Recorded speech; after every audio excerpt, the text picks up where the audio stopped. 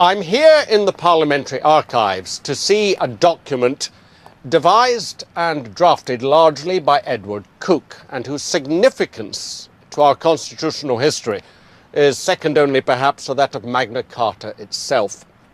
It is the Petition of Right. Edward Coke, the driving force behind the Petition of Right, was perhaps the most influential judicial figure of his time. During the reigns of James I and Charles I, Coke had bravely fought for the supremacy of the common law over the power of the monarchy. So here it is, the Petition of Right itself. Now, it may not look a great deal. It's a piece of vellum with a lot of rather nicely written words on them. But of course, its significance is far more than just the document we have before us. It's only one page, but it helped change the course of history. It's hardly a humble petition, but that's how it's phrased. Humbly do the Commons point out to the King the law of the land, what had always been, the civil liberties, the liberties of the subject, enshrined by parliamentary statute. And then they go on to the meat of the complaint, that despite all these enactments in the past, things have gone horribly wrong. And in particular, divers of His Majesty's subjects had of late been imprisoned. And when they were brought before His Majesty's courts to challenge the conditions of their detention, they were denied justice and they were sent back to prison without cause. Edward Coke was clear this would never happen again, insisting that no man hereafter be compelled to pay taxes without parliamentary authority or be imprisoned without cause. Any individual who was imprisoned could demand that their jailer legally justify their actions. This idea, central to our liberty, is known as Habeas Corpus. It was a principle whose power would grow immensely over subsequent decades. Coke's ideals were even incorporated into the Constitution of the United States of America, a descendant of the Petition of Right itself. This is a document that is not just significant in 17th century England. This is a document that is one of the foundation documents of civil liberties.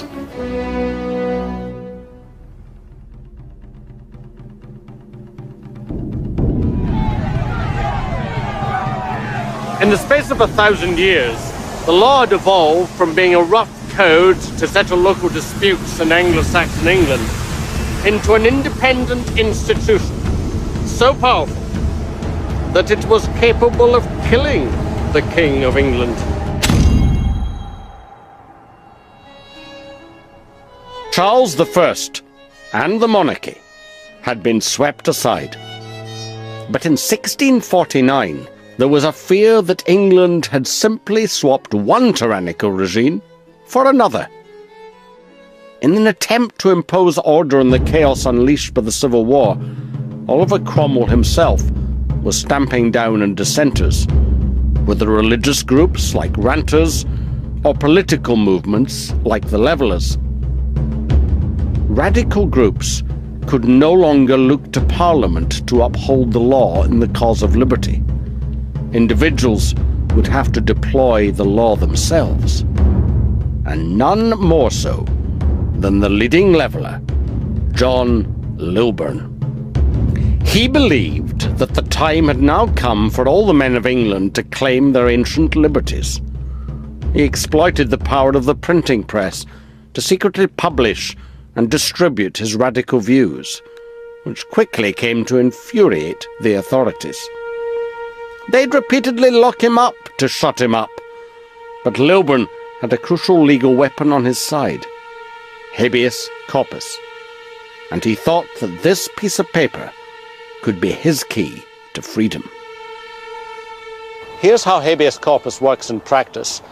A document known as a writ is delivered to the jailer saying, "We direct you to have the body habeas corpus in Latin of, say, Harry Potter, before this court, along with the reason for detention.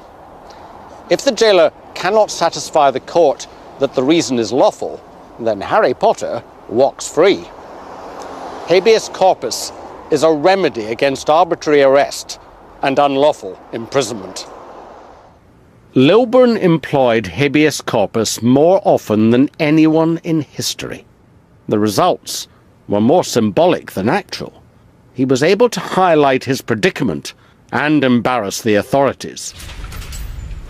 Yet he'd still be sent back to jail. If anything showed how the law was being challenged, it was this.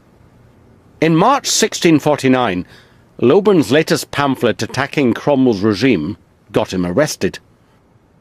While he was being held, Parliament created a new law.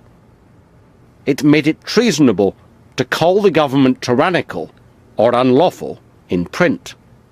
A mutiny in Oxfordshire brought things to a head. Lilburne's pamphlets were blamed for goading the troops to revolt. Cromwell put Lilburne on trial for publishing seditious pamphlets under this convenient new treason law. Cromwell then left for Ireland, safe in the knowledge that Lilburne was all but a dead man. But Lilburne was no fool, and equipped with an astounding knowledge of current legal practices, he took delight in defending himself. Throughout the trial, he skillfully undermined the legitimacy of the court, refusing to call the presiding judge Lord President, but also by requesting numerous comfort breaks due to his prolonged period of standing in the dock. Astonishingly, the court allowed him to have a chamber pot, which Lilburne then duly used in front of the jury. Lilburne had mounted an impassioned defence few barristers could better today. How would the jury react? Finally, the foreman announced him not guilty. His life was saved, and the cheers from his supporters lasted over half an hour. At his trial, Lilburne won important rights: the right to a vigorous self-defence, to challenge seeming unfairness in court procedures, and to take comfort breaks. Lilburne had woven the law into a safety net that ensured Parliament couldn't silence him. Now, just as Charles I had used Star Chamber, Cromwell needed to find a way of dealing with Lilburne outside the normal parameters of the legal system. The next time Lilburne stepped out of line, Cromwell would have something up his sleeve. Before he could issue a writ of habeas corpus, Lilburne was shipped across the English Channel, beyond the reach of the law. On this offshore military outpost, the normal protections of English law were almost impossible to employ. Jersey was Oliver Cromwell's Guantanamo Bay.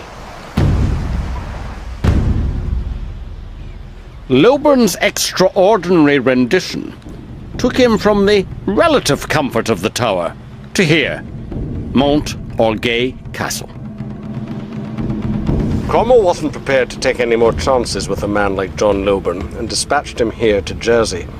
Isolated on an island, out of sight and out of mind, he was beyond the effective reach of habeas corpus. Major harbour. Castle curator Doug Ford gave me a much warmer welcome than Lilburne received. So this is Lilburne's cell? This is Lilburne's cell, yeah, it's his bedchamber. From the 1640s through to the 1660s, this is where important prisoners were lodged. Though in the summer it's still quite chilly, and I notice the walls look and feel damp. Yes, we're very exposed up here at the top of the cliff. Lilburne was offered his freedom if he would just stop agitating against the government.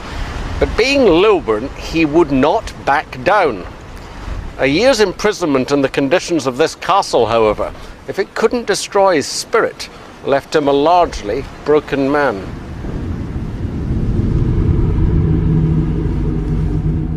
In 1657, only 2 years after he was released, John Lilburne died, aged 42. But habeas corpus lives on to this day.